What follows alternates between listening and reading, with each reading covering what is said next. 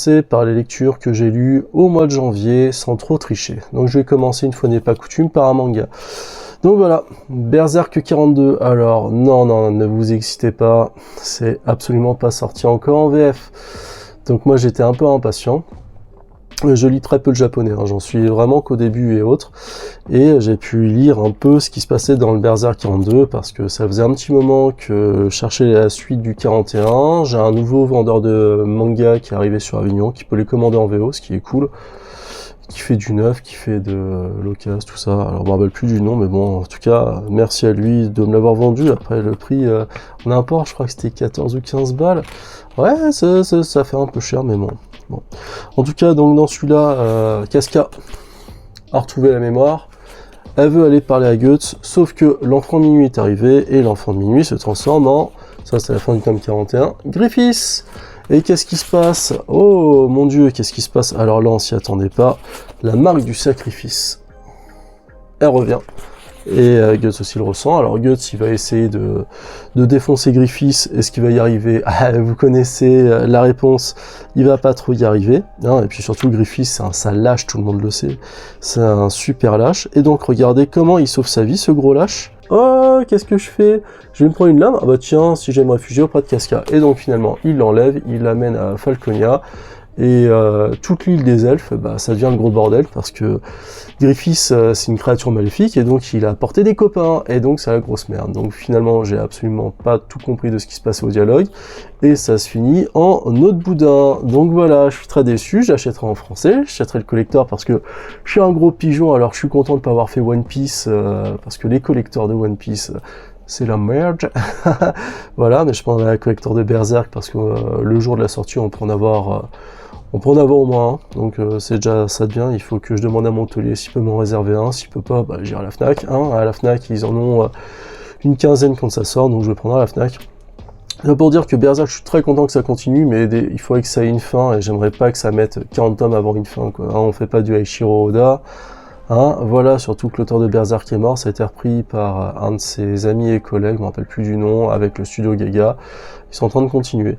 Notez que Glénat, au niveau des pubs, ils ont pas trop à se fouler, parce que vous avez, oh regardez, Chevalier des Flammes, oh là là, et puis après, oui, tous les trucs qu'avait fait le studio Gaga, ou voilà, Giganto, Matcha, ou un truc comme ça, bon j'ai lu, c'est pas génial, après c'est un one shot. Pour le reste, le roman, je l'ai, mais j'ai jamais lu.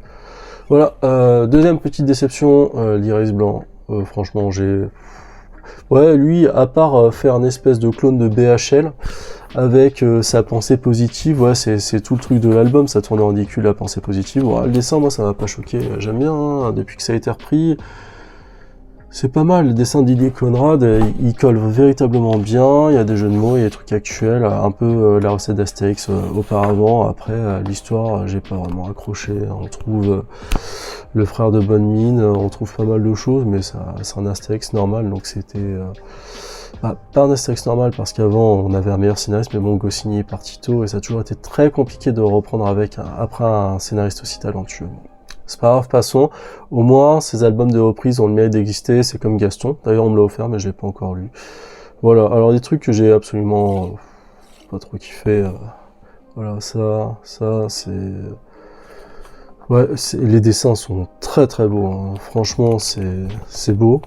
Par contre, le scénar, c'est naze.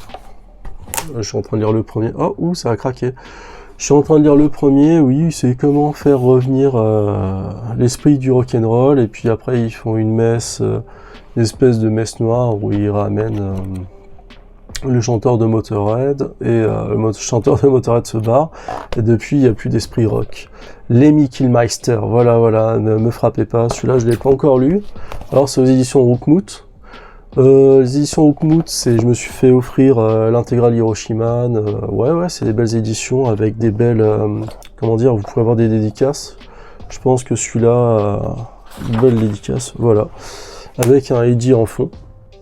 Voilà, bon, le livre craque, je suis pas sûr de la qualité de la reliure de ce genre de truc. Tout ça pour vous dire, ouais, les dessins sont bons, le scénar, ouais, non, laissez tomber, hein.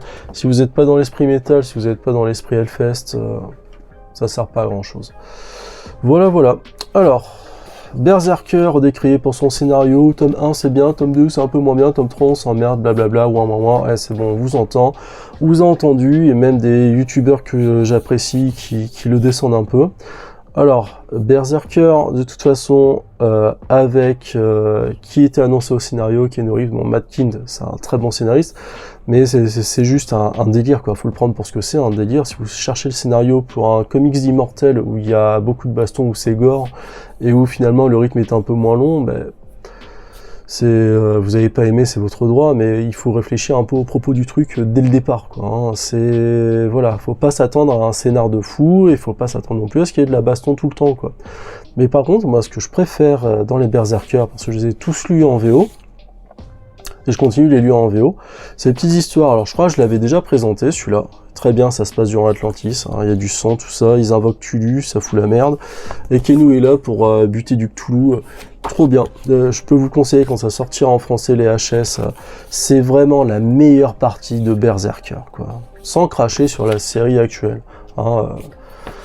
Le deuxième est très très bien aussi, ça se passe en Mésopotamie, sur les premiers royaumes humains que l'on connaisse, hein, les royaumes mésopotamiens, même, je dirais même plus que ça, babyloniens.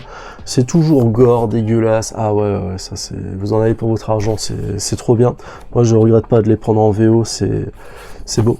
C'est beau, c'est bien dessiné, ça explique sa jeunesse, quoi. Sa jeunesse, ce qu'il a traversé comme époque, parce qu'il est immortel, hein. Le pitch de Berserker, c'est pouvoir redevenir mortel. Voilà. Et finalement, ce qui s'est passé avant, c'est très très intéressant. Je vous le pitchais dans une vidéo, alors je sais pas si j'aurais mis celle de Conan en ligne avant celle-là ou pas, on verra, mais bon, celle de Conan est tournée, hein, vous inquiétez pas. Le script a été fait. Voilà, j'ai scripté cette vidéo. Pour les gros morceaux, gros omnibus, je préfère préparer en avance, histoire de pas dire trop de conneries. Donc, très bon morceau, excellent morceau, offert par ma compagne pour mon anniversaire sur les conseils de Solstapot. Donc, merci à Solsta et merci à Justine, ma compagne, de m'avoir offert. Donc, c'est Hellboy et BPRD. J'étais un peu en manque de Hellboy depuis un petit moment parce que j'ai fini le Hellboyverse en lisant Un mal bien connu et en ayant galéré à trouver BPRD, l'enfer sur Terre. Hein, voilà. Ceux qui suivent savent de quoi je parle. Mais ça sera le sujet d'une prochaine vidéo. Prochaine longue vidéo, un mix entre un guide de lecture et vous expliquer un peu ce qui se passe. Donc là, j'ai eu droit au Hellboy et BPRD, sorti chez Delcourt. Hein. C'est série éponyme en VO, où finalement ça narre les premières années d'Hellboy au sein du BPRD, parce que Hellboy, comme vous le savez, il est encore un peu trop jeune pour intégrer le BPRD en 47, et puis il commence à l'intégrer rapidement en 52, c'est ses premières missions. Et donc on a des animaux mutants, des singes mutants, c'est très sympa, ça colle bien au rythme. On retrouve ce démon sous forme de fillette, on trouve des tas de choses. Le dessin est sympa, même si ça change régulièrement de dessinateur et de scénariste. C'est un peu comme dans la suite de la série Hellboy, c'est des choses qui se passent finalement avant les événements BPRD, quand il est encore en service actif au sein du BPRD, c'est très très bien, quoi. Série originale qui se passe un peu partout, il voyage et il essaye de s'occuper finalement des phénomènes paranormaux qu'on peut avoir, et surtout il travaille en équipe, des trucs très bien, même avec des soldats romains, où finalement vous avez une malédiction d'une sorcière picte. Ouais, voilà, d'une sorcière picte, une malédiction qui perdure toujours.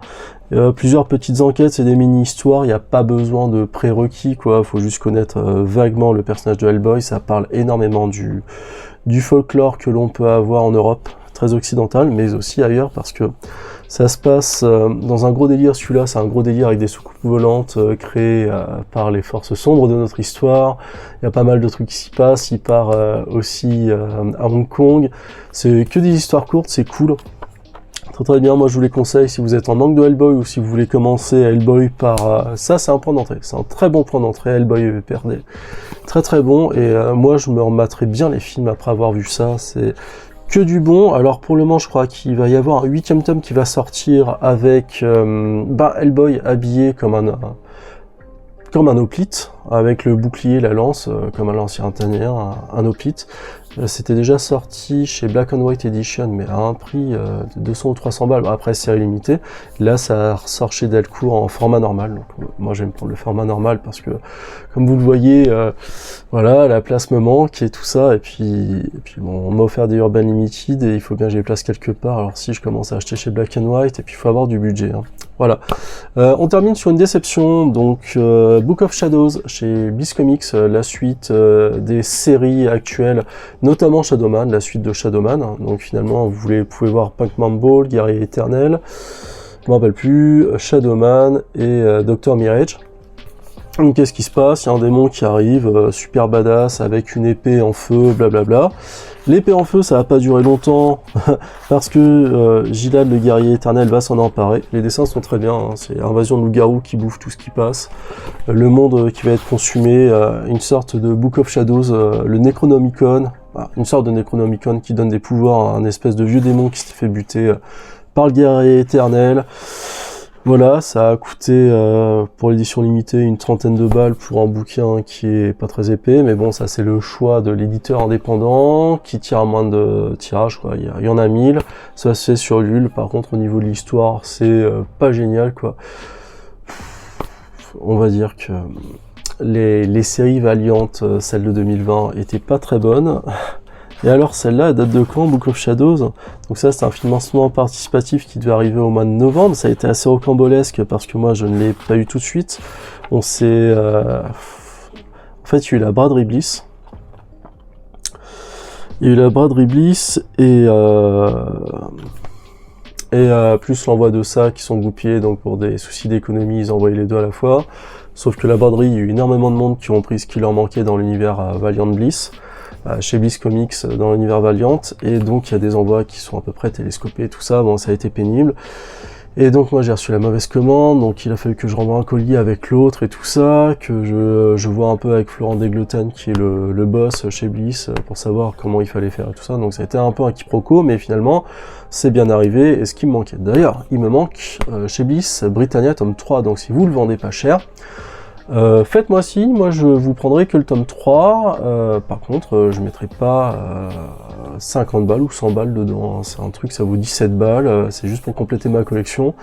Voilà, bon, tout ça pour dire que ça, c'est même Popcorn, ouais, c'est pas génial, quoi, c'est vite expédié, voilà, c'est... Comment on termine des séries récentes qui sont sorties en 2022-2023 de manière très expéditive. D'ailleurs, Bliss Comics, ils essayent de varier un peu leur catalogue, et ils font pas que du Valiant depuis un moment. Ils mettent beaucoup d'éditeurs indés en images sur pas mal de choses. Hein. Après, il y a des choses qui sont pas faites pour moi, hein, clairement, et d'autres qui le sont un peu plus. Bon, Valiant, ça dépend les titres. Pour moi, rien ne vaut finalement les runs entre 2012 et 2015. Parce que finalement, niveau qualitatif, ça a baissé, mais c'est pas la faute de Bliss. C'est juste Bliss qui s'engage à les éditer en français, et ils éditent pas tout parce qu'il y a eu des grosses merdes. Mais bon, moi je continue quand même de lire ça, à savoir qu'ils ont sorti une autre collection faite par les auteurs des premiers runs de chez Valiant qu'on a pu voir sur XO et autres, des premiers runs d'après le rachat, donc c'est-à-dire 2012-2015, qui ont fondé leur propre boîte d'édition. Et donc l'œil d'Odin est sorti le 25 janvier, je vous en ferai un retour très prochainement, savoir si c'est plus qualitatif que le Valiant actuel. Voilà, après, bon, je vais vous dire ça, c'est pas au niveau de médiocrité d'Armorclad non plus, hein, c'est même... Ouais, c'est mieux qu'Armorclad, hein, vachement bien. Bon, il y a tout un tas de goodies, hein, notamment des marque-pages, autres. Voilà, mais bon, soutenir Valiant, c'est... pardon, que celui-là. Soutenir Valiant, c'est cher. C'est cher et il faut faire des choix des fois. Moi, je pense que je continue à soutenir jusqu'à ce que ça devienne un peu trop médiocre. Voilà, je sais pas si vous comprenez exactement ce que je dis, mais au bout d'un moment, faut pas s'acharner. Et puis, mention spéciale à mon pote Bruno qui m'a offert ce très beau Raphaël. D'ailleurs, je vais vous le montrer. Merci Brunoche pour cet excellent Raphaël que ma fille n'a pas ouvert, même si elle en avait très envie. Donc ça, c'est une réédition des tortues de l'époque, années 80, alors je dirais 88-89. C'est celle dont on pouvait la carapace pour mettre les armes dans le dos et la pizza. Ouais, une pizza, mais une pizza si. Voilà, c'est les pizzas surgelées que t'as pas décongelées. Voilà, ça fait une arme meurtrière. Je sais pas si on peut aller en prison parce que t'as acheté ça sur la tête de quelqu'un que t'aimais pas. Vous me le direz en commentaire. Voilà, allez, c'est tout pour aujourd'hui sur cette petite digression. Je vous souhaite une bonne soirée à toutes et tous, ou une bonne journée, ou ce que vous voulez. A plus, tchuss.